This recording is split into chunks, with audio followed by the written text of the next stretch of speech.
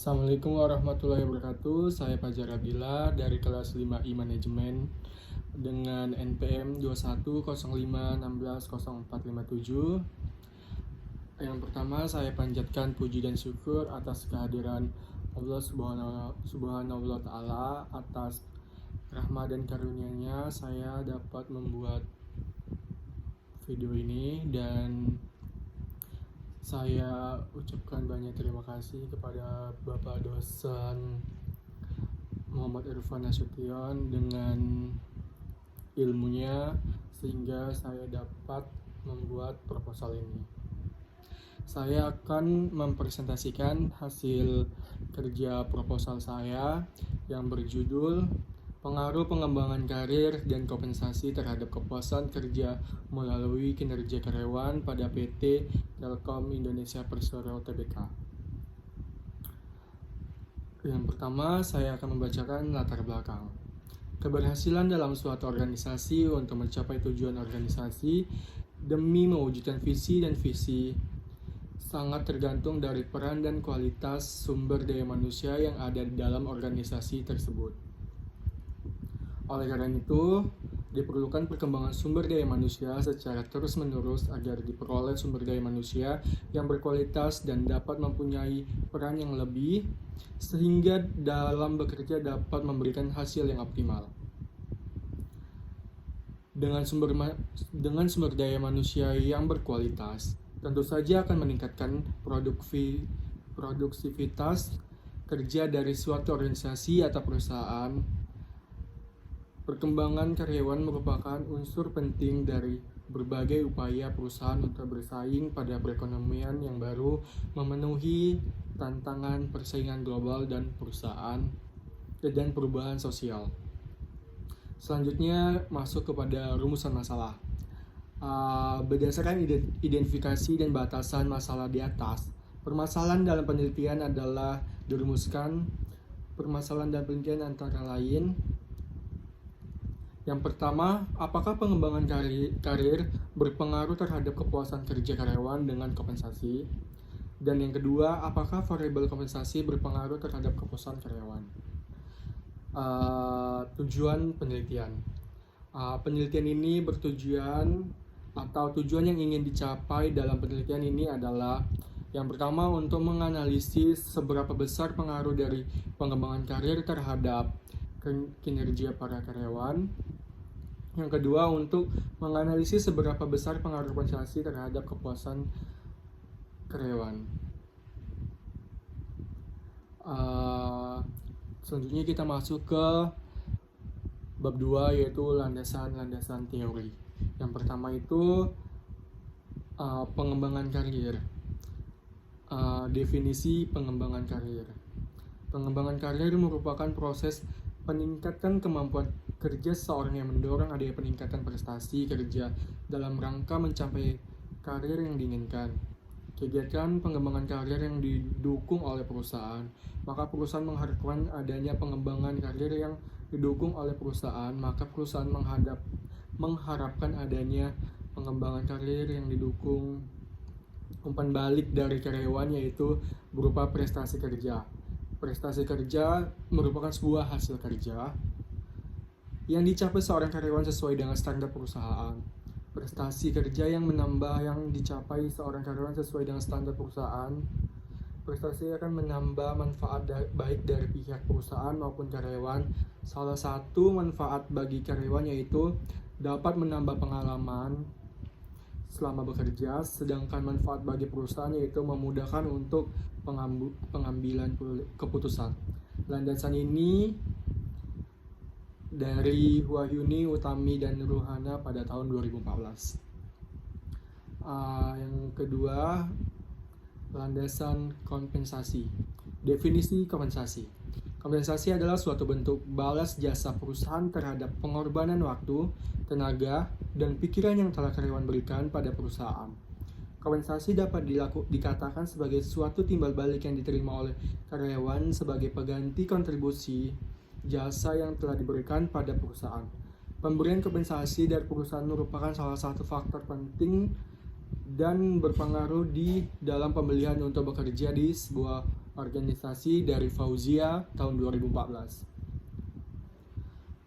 Selanjutnya, kepuasan kerja. Kepuasan kerja merupakan keadaan emosional di mana para pekerja memandang pekerjaan yang menyenangkan atau tidaknya menyenangkan.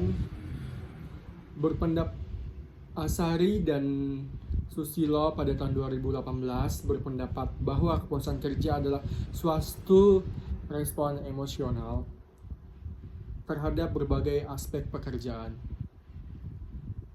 Dan yang terakhir yaitu kinerja karyawan. Definisi kinerja karyawan. Kinerja karyawan adalah kemampuan, keterampilan, dan hasil kerja yang ditunjukkan oleh seorang karyawan dalam menjalankan tugas atau tanggung jawab di tempat kerja. Kinerja karyawan dapat diukur pencapaian target yang telah diterapkan, produktivitas kerja, kualitas kerja, serta kualitas kerja dalam tim.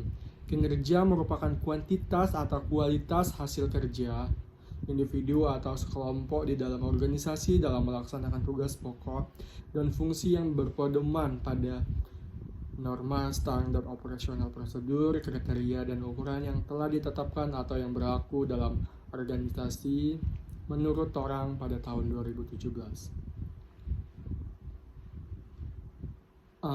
Selanjutnya kita masuk ke hipotesis.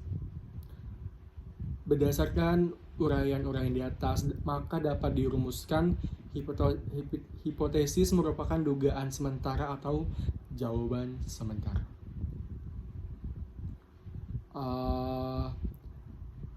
H1 yaitu pengembangan karir berpengaruh terhadap kepuasan kerja karyawan. H2 kompensasi berpengaruh terhadap kepuasan kerja karyawan.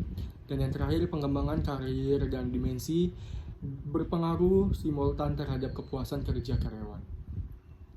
Selanjutnya kita masuk pada bab 3 yaitu metode penelitian.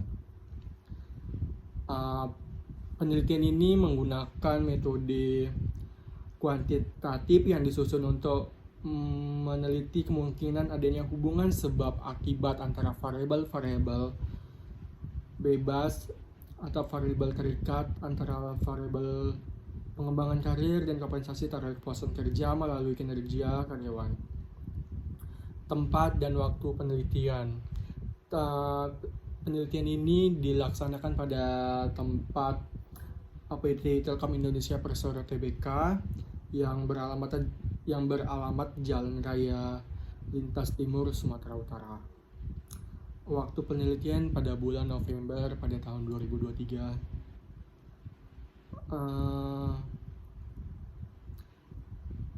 Penelitian ini menggunakan teknik pengumpulan data, yaitu menggunakan sistem yang pertama itu wawancara, dan yang kedua itu menyebar kuesioner atau angket-angket kepada karyawan-karyawan untuk mengetahui jawaban-jawaban atau kriteria karyawan tersebut. Dengan pernyataan atau bobot nilai itu sangat setuju 5, setuju 4, netral 3, tidak setuju 2, dan sangat tidak setuju itu 1. Selanjutnya kita masuk kepada uji validasi atau uji validitas. Menurut Ghazali pada tahun 2013, uji validitas digunakan untuk mengukur sah atau valid tidaknya suatu kuesioner tersebut. Suatu kuesioner dikatakan valid jika pertanyaan yang terdapat pada kuesioner tersebut mampu mengungkapkan sesuatu yang akan diukur oleh kuesioner tersebut untuk mengetahui validitas dari kuesioner yang dibuat oleh peneliti.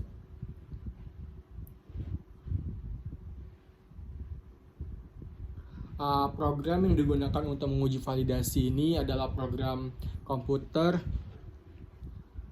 Statistical Program for Science atau SPSS yang terdiri dari uji validitas dan reliabilitas. Uji validitas yang digunakan dalam penelitian ini adalah uji validitas konstruktur.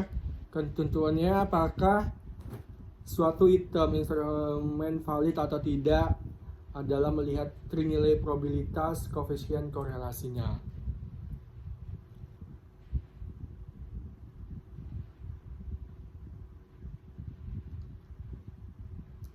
Setelah melakukan uji validitas atau setelah menyebar kuesioner sudah dapat jawaban atau pernyataan-pernyataan yang disampaikan kepada karyawan-karyawan yang telah mengisi kuesioner,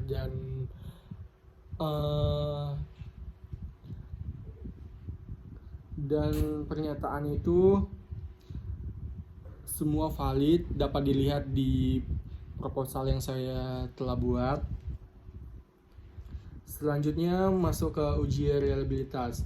Uji reliabilitas digunakan untuk menguji konsistensi jawaban dari pernyataan yang diajukan dalam kuesioner penelitian dari suatu responden dengan responden lainnya. Kuesioner dikatakan reliable atau handal ketika jawaban terhadap pernyataan adalah konsisten atau sama dari waktu ke waktu.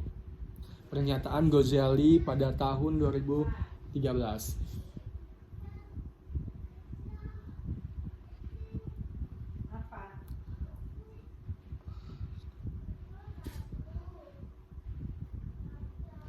Hasil menunjukkan Korobak Alpha Compensate Reliability atau instrumen yang dapat digunakan memiliki nilai lebih dari 0,6, untuk Cronbach's Alpha dari lebih dari 0,7 untuk Compensate Reliability, sehingga instrumen yang digunakan dinilai reliable. Dari olahan data yang telah tertera di proposal, setiap variabel yang telah diuji reliabilitas memiliki nilai Cronbach's alpha lebih besar dari nilai alpha ketentuan, yaitu lebih dari 0,60, maka setiap variabel memiliki reliabilitas yang baik, reliable, atau terpercaya.